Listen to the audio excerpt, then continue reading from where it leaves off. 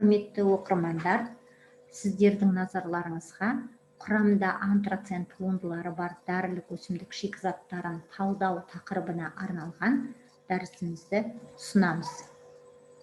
Тақырыптың негізгі сұрақтары: антрацен туындылары туралы жалпы түсінік, антрацен туындыларының өсімдікке таралуы мен олардың биологиялық маңызы, табиғаты мен жіктелуі, физика-химиялық қасиеттері, антрацен туындыларын дәрілік өсімдік шикізаттарынан бөліп алу, сапалық және сандық анықтау, және де құрамында антрацен туындылары бар дәрілік өсімдіктер мен дәрілік өсімдік шикізаттары қарастыру. Антрацен туындылары деп құрылысы негізінде тотығу дәрежесі әртүрлі антрацен ядросы жататын табиғи фенолды қосылыстарды атайды. Гидроксил тобының альфа, бета және гамма жағдайларда орналасуы бұл қосылыстардың физика-химиялық және терапевтикалық қасиеттерін өзгертеді. Дәрілік өсімдік шикізатында антрацен туындылары агликондар мен гликозидтер түрінде кездеседі. Дәрілік өсімдік шикізатында көбісінде антрацен туындылар гликозидтер түрінде кездеседі. Антрацен туындыларының көмірсулы компоненттері ретінде глюкоза, рамноза, ксилоза және арабиноза кездеседі. Антрацен туындыларында байланысқан қант қалдығының санына байланысты оларды монозиттер, биозиттер, дигликозидтер деп бөлуге болады.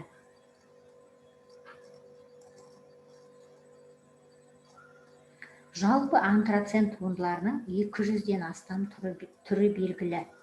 Олар негізінен өсімдіктің діңінің қабығында, дәрілік өсімдіктердің жер асты бөліктерінде, сонымен қатар жер үсті бөліктерінде де, жапырақтарында, гүлдерінде, жемістерінде кездеседі.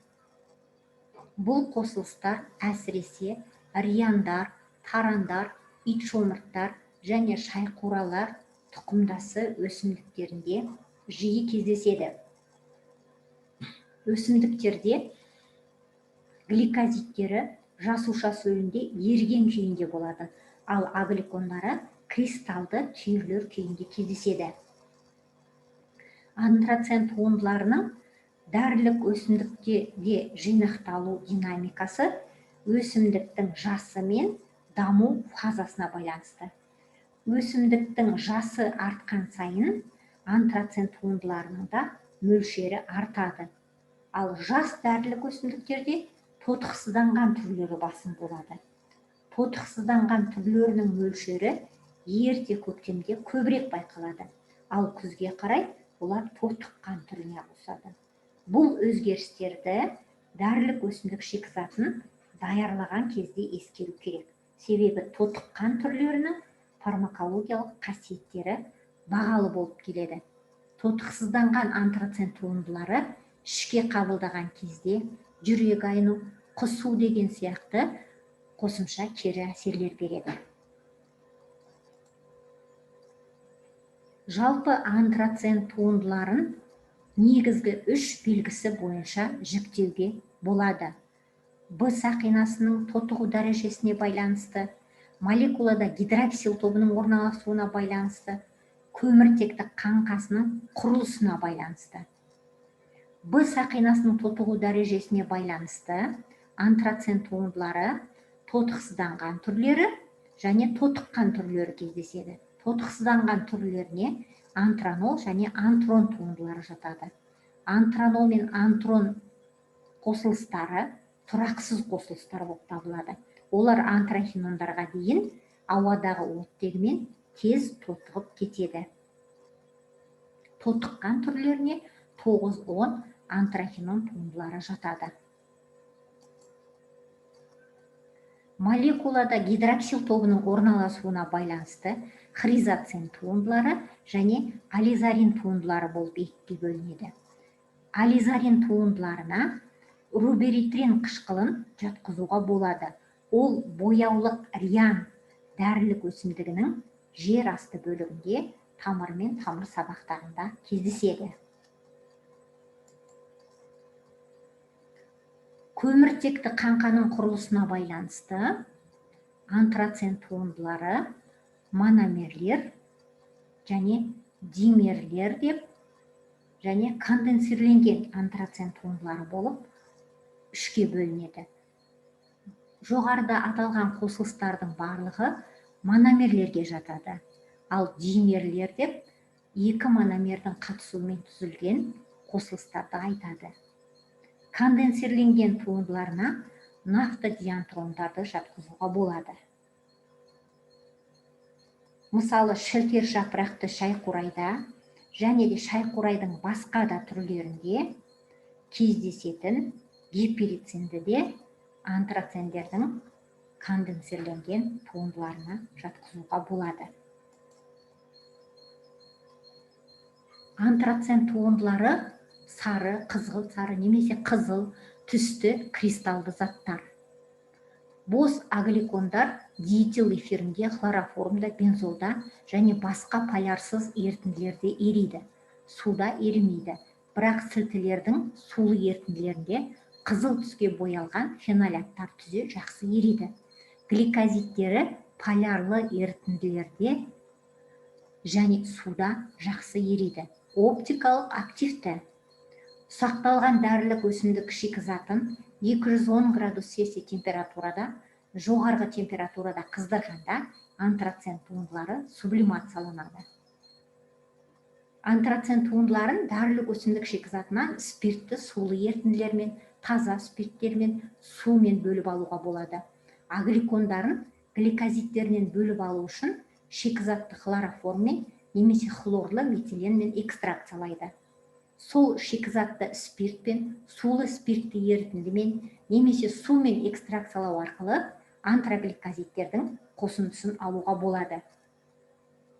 Агликондар мен гликозидтерінің қоспасын жеке компоненттерге бөлу үшін олардың сілтілермен әртүрлі әрекеттесу қасиеттерін пайдалануға болады, немесе колонкалық хроматографиялау әдісін қолданады.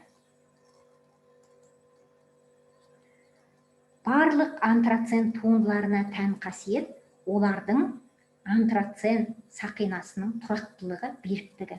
Сондықтан да антрацен туындыларын анықтаудың барлық реакциялары антрацен ядросында әртүрлі функционалдық топтардың болуына байланысты. Сілтілер мен концентрлік қышқылдардың қатысуында олар боялған ерітінділер түзеді. Сілтілік металдар мен тұздар түзеді, ал ауыр металдар тұздармен комплекстер түзеді. Анық түске боялған комплекстер немесе оларды бояулар лактар деп атайды. Тұрақты тұздар түзеді. Тотыққан антрацен туындылары сілтілермен әртүрлі әрекеттеседі. Антрахинон туындыларында альфа жағдайда гидроксил тобы карбонил топтарымен молекула ішілік сутекті байланыстар түзеді. Сондықтан мұндай қосылыстар тек сілтілердің ерітіндісімен әрекеттеседі. Ал аммиак және сілтілік металдардың карбонаттары ерітінділерімен әрекеттеспейді. Бетта жағдайдағы бос гидроксил тобы бар антрахинондар реакцияға түскіш. Мысалы, эмодин. Және олар сілтілер, гидрокарбонаттар, аммиак ерітінділеріменен реакцияға түсіп, қызыл түске боялған тұздар түзеді. Осы қасиеттерін ескере отырып, антрацен туындыларын анықтаудың сапалық және сандық тәсілдері анықталған. Антрацен туындыларын сапалық анықтаудың кең таралған тәсілі Борн-Трегер реакциясы. Бұл реакция антрогликозидтерді қыздырған кезде бос феноляттар түзе отырып, сілтілік гидролизге түсуіне негізделген. Сонымен қатар реакция барысында антранол туындыларының антрахинондарға дейін тотығуы жүреді. Гидролизатты хлорсутекті қышқылмен қышқылдаған соң агликондарды органикалық еріткіш диэтил эфирімен бөліп аламыз. Эфир қабатын аммиакпен шайқаған соң олар аммиакты қабатқа өтеді және оны қызыл түске бояйды. Аммиакты қабатқа бета жағдайда гидроксил тобы бар антрахинондар өтеді. Ал бета жағдайда гидроксил топтары жоқ антрахинондар органикалық қабатта қалады. Оны сары түске бояйды. Мысалы, хризофанол. Антрацен туындыларын сапалық анықтау үшін қағазды және жұқа қабатты хроматографиялық әдістерде қолданады. Антрацен туындыларының бар екендігін хроматограммаларды сәйкес реагенттермен, мысалы аммиак барымен, сілтілер ерітіндісімен өңдеуге дейін және өңдегеннен кейінгі олардың ультрафиолет жарығында флуоресценциялануы арқылы анықтайды. Антрацен туындыларын сандық анықтау үшін көбісіне фотоэлектрокалориметриялық, спектрофотометриялық әдістерді қолданады. Антрацен туындыларын сандық анықтау әдісінде антрацен туындыларын экстракциялаумен бірге гликозидтерді сірке қышқылымен гидролиздеуге негізделген. Содан соң агликондарды полярлы емес органикалық еріткіштермен бөліп алады. Сілтілі аммиакты қоспамен шайқау арқылы антрацен туындыларын қайта экстракциялайды. Тотыққан формадағы антрацен туындылары ерітіндіге қан қызыл түс береді. Қосымша қыздыру арқылы тотықсызданған түрлерін тотыққан түрлерге ауыстырады. Бұл кезде ерітінді түсі қанық бола түседі. Алынған ерітіндінің оптикалық тығыздығын өлшейді. Соныменен бұл тәсілді пайдалана отырып, дәрілік өсімдік шикізатында бос күйіндегі агликондардың тотықсызданған және тотыққан формаларını және антрагликозидтердің қышқылдық гидролизден кейінгі сандық мөлшерін анықтауға болады. Көптеген антрацен туындылары тоқ ішектің моторикасын күшейтеді. Сондықтан да құрамында хризоцен туындылары бар дәрілік өсімдік шикізаттары іш жүргізетін әсер береді, ал ализарин туындылары бар дәрілік өсімдік шикізаттары нефролитикалық әсер беріп, әртүрлі бүйрек ауруларында қолданылады.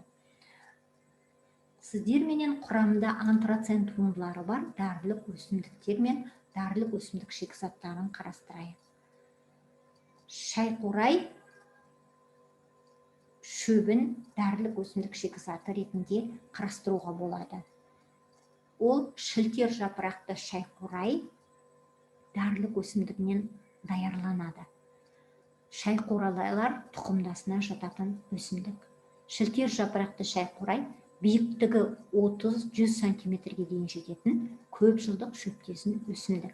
Сабағы тік болып келеді. Жапырақтары қарама-қарсы орналасқан, отырмалы, эллипс немесе ұзын жұмыртқа тәрізді болады. Шеттері бүтін, қара және ақ безді дақтары болады. Гүлдері ірі, сыпыртқы кейде қалақша гүлшоғырын құрап жиналған. Маусым шілде айларында гүлдейді. Қазақстанның барлық жерінде таралған кеңінен дәрілік өсімдік шикізатын жер үсті бөлігін, яғни жемісі пайда болғанға дейін жинайды. 40 градус температурада кептірген тиімді болып табылады.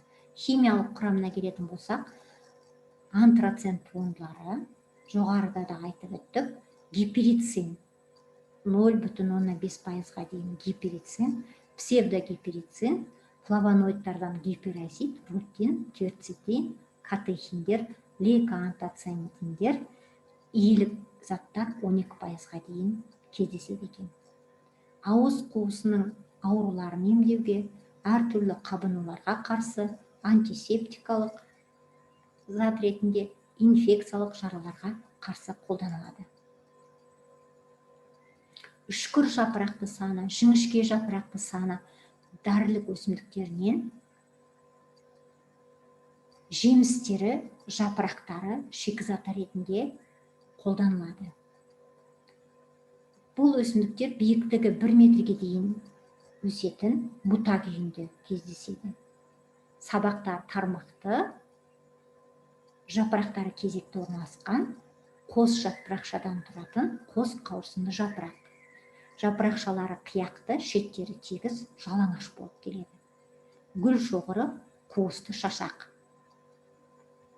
Үшкір жапырақты саны Африка шөлдерінде, Ніл жағалауларында, шөл және жартылай шөлейт жерлерде таралған.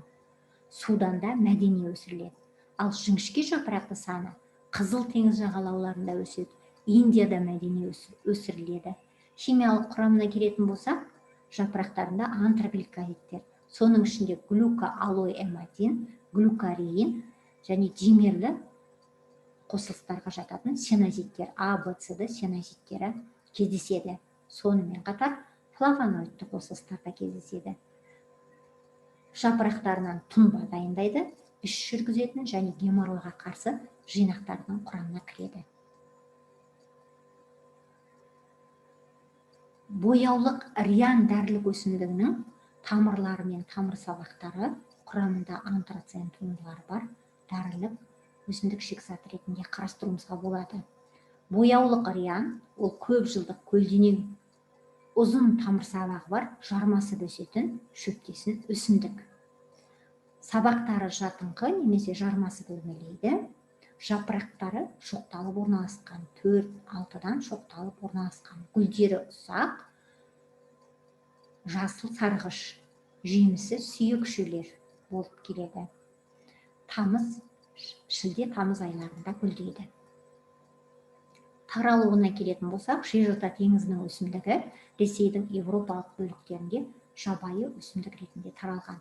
Химиялық құрамында оксиметил антрахинондар 5-6%-ға дейін кездеседі.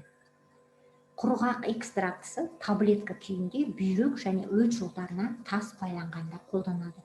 Кешенді цистинал препаратының құрамына кіреді.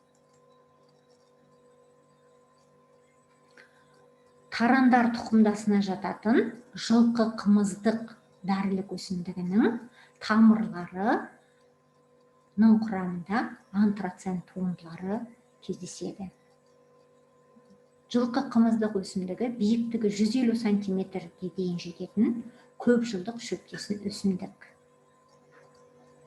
Жапырағы кезекті орналасқан, жер асты бөлігі өте жақсы дамыған,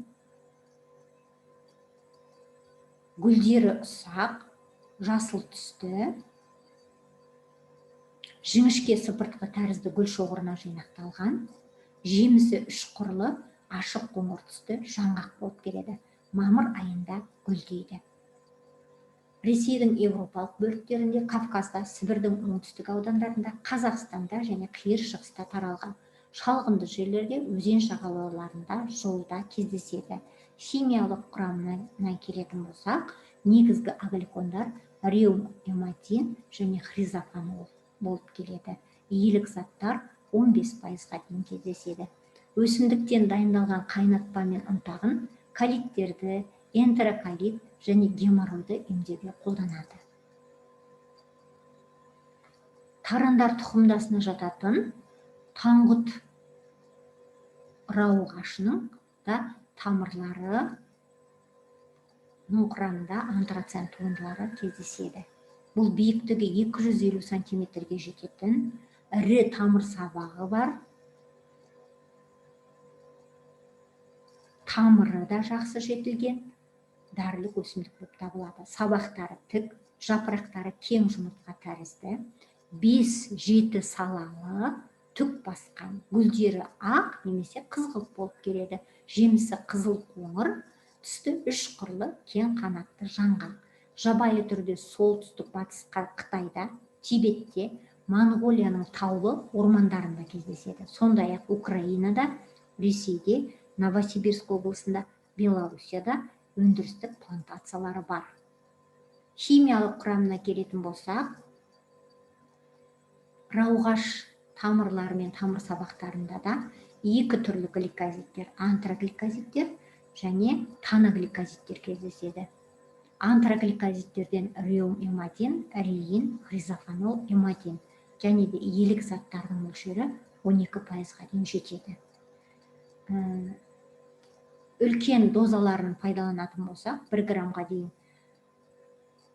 рауғаш тамырлары іш жүргізетін зат ретінде қолданылады, ал дозаны азайтатын болсақ, ол тәбетті қоздыратын және іш өтулерді тоқтату үшін қолданылатын зат ретінде қолданылады. 2 түрлі әсер береді.